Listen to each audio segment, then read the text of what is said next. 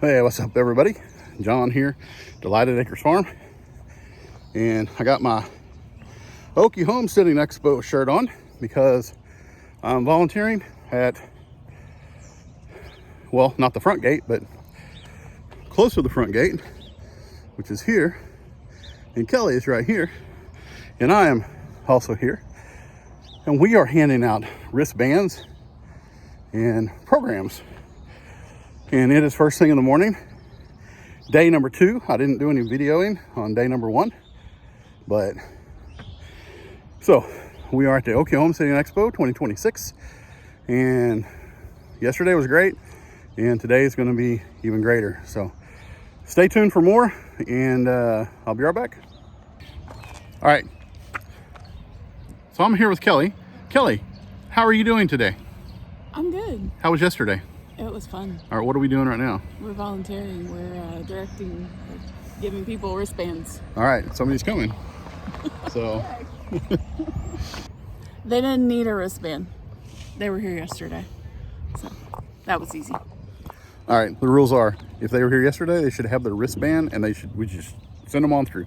If they have prepaid but they weren't here yesterday, we give them a wristband and we give them a program and we send them on through.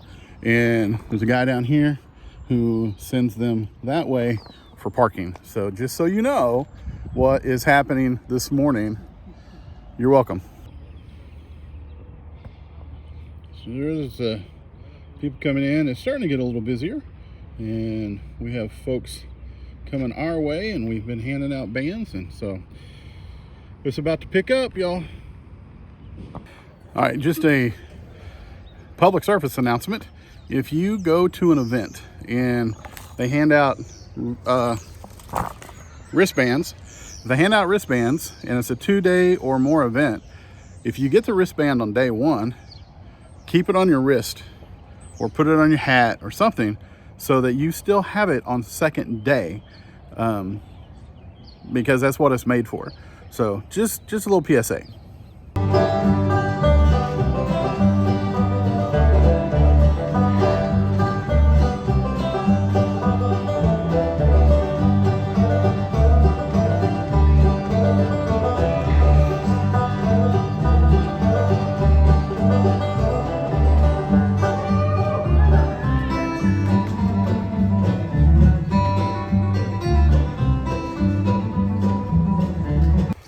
All right, so we had a nice little group of cars just come through, and now we have a little reprieve because there's no cars at the moment, and so we're gonna rest for a few minutes until more cars head this way.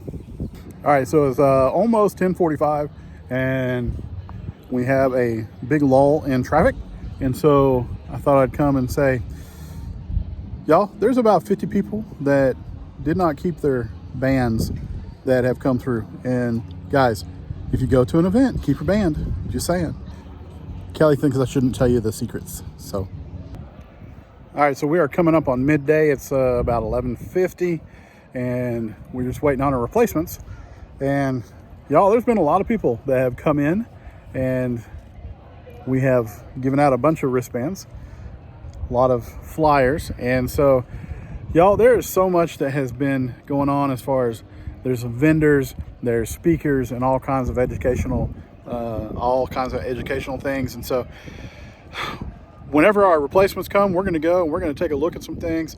We're going to do a little shopping, get some lunch, and whatever that looks like. And it's really just really a pleasant day, guys. If you missed this year's expo, then I hope that you will try to plan to come to the next one.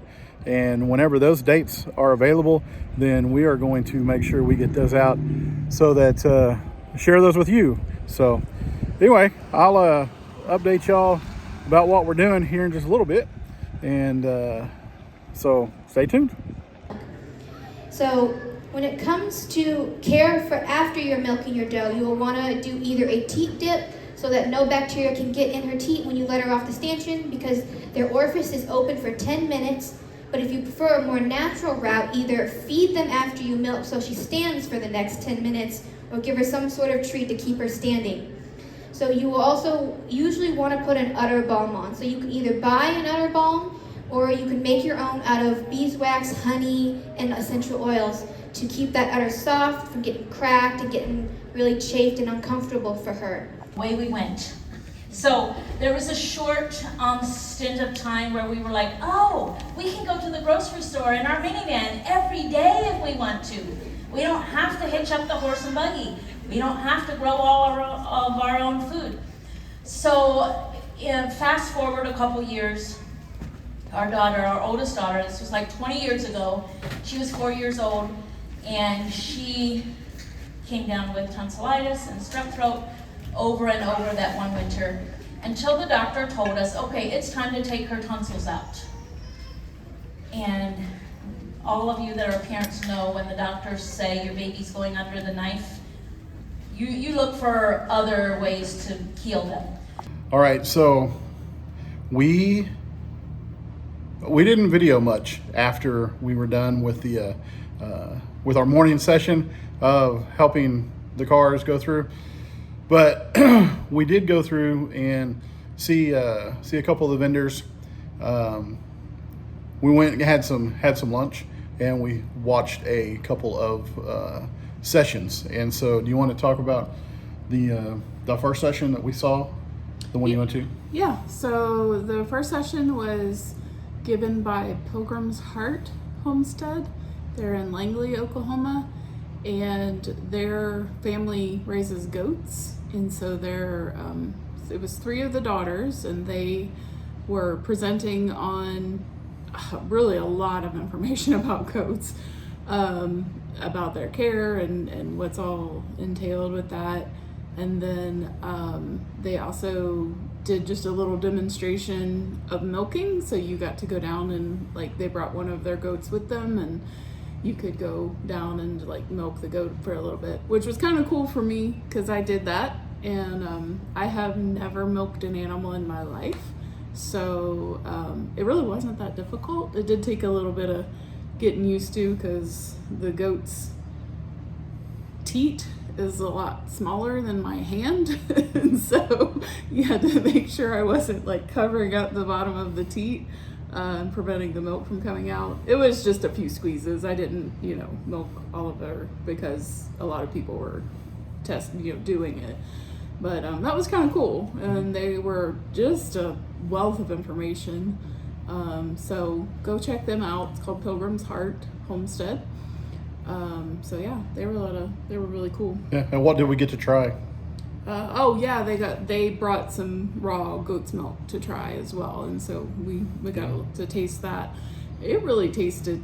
It tasted good. It's pretty good. Couldn't really tell any difference between it and cow's milk. Yeah. So yeah, it was pretty cool. I liked it. It was pretty good. Yeah. So who knows? Delighted Acres may have some milk goats at some point. Maybe. Not right now, but maybe. So it was pretty neat. So those girls have been there at least a couple times and presented, and they are super polished in their presentation, and they really know what they're talking about goats and stuff. So, and after that, we went. We needed a break, and so was that when we got the cheesecake? I think so. So maybe. so after that we got cheesecake on a stick, yeah. And then we went and found an air conditioned spot in the main meeting room there at the conference or at the expo, and y'all, it was hot today. It Yeah. did not feel like It was- March should feel like in Oklahoma. It felt like May, June. It was hot today. It was nice, but it was still Yeah. really hot. so about a half hour ago it was still showing 91, and it's already 5:30. Yeah. So it was still showing 91. So it was, and this is northeast Oklahoma, and it doesn't get hot as much as it does in Central or Western. So yeah, but it was okay. So we went into the main room, enjoyed the air conditioning, and then Ruth Ann Zimmerman gave a talk about Cooking from scratch. Basically, and so like transitioning from buying all of like the processed foods and things like that, and how to kind of slowly transition into eating more whole foods, more fermented foods.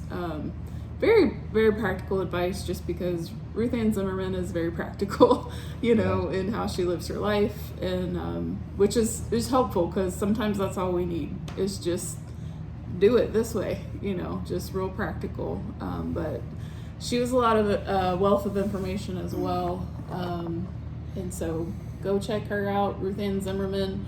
I know they have a YouTube channel. I don't know what else they have out there. I think they're on social media as well.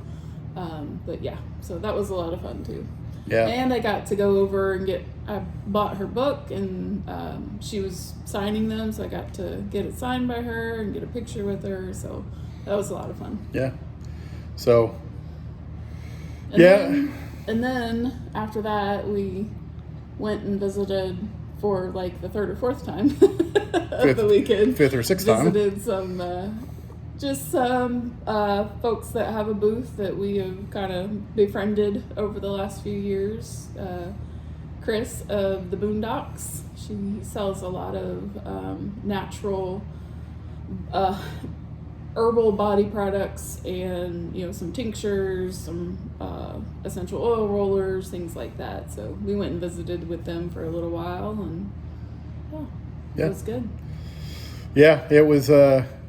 It's pretty neat whenever you go to an event of some sort multiple years in a row, and you build some sort of relationship with one of the vendors, and so they're the ones that we've gravitated toward, and so we really like them, and we enjoy hanging out and just having conversation with them, and so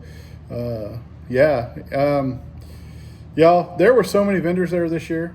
I think it was the biggest vendor year, and I have no idea what the head count was of folks who came through the gate both days, but it was a great turnout. And so, as I've said before, if you have an opportunity to go next year, then I would take that opportunity. If you've never been, there's so much information, so many people giving talks on so many different topics, homesteading related, and so it's well worth the cost to come. If Yeah. you can come, and if you can't afford the ticket, volunteer. There's always a need for help, and that's a good way to come, and you don't have to volunteer the whole weekend in order to get in and everything, so you can still get to see some sessions and stuff. So yeah. So for the cost for the entire weekend, if you go out for a nice meal, one meal is going to cost you as much or more as what this entire weekend cost. And so there is so much value that is at the Okie Homesteading Expo. So it is well worth that investment. So, man, there's just so much. I didn't video nearly as much as I had intended to. And it's just one of those things where I kind of got in the moment while we were here for the most part. And I just wanted to enjoy being here and being a part of what was going on, learning, having conversations. Last night, we went out to eat with some friends. There was about 20 of us that went out to eat some barbecue. And that is just as good, the fellowship with that, as it is going and learning and going to some of the classes. All of it is worth it. And so anyway, you guys, I know this is a little bit different, but thanks for watching. I really appreciate it. Thanks for Kelly being on the video this time. I know you guys don't get to see. Yeah, welcome. I know you guys don't get to see her very often, but always seems like people like to see her more than me. So, but thanks for watching. I appreciate it. You guys Have a great rest of your day, whatever day it is you're watching this, and I'll see you on the next video. See ya.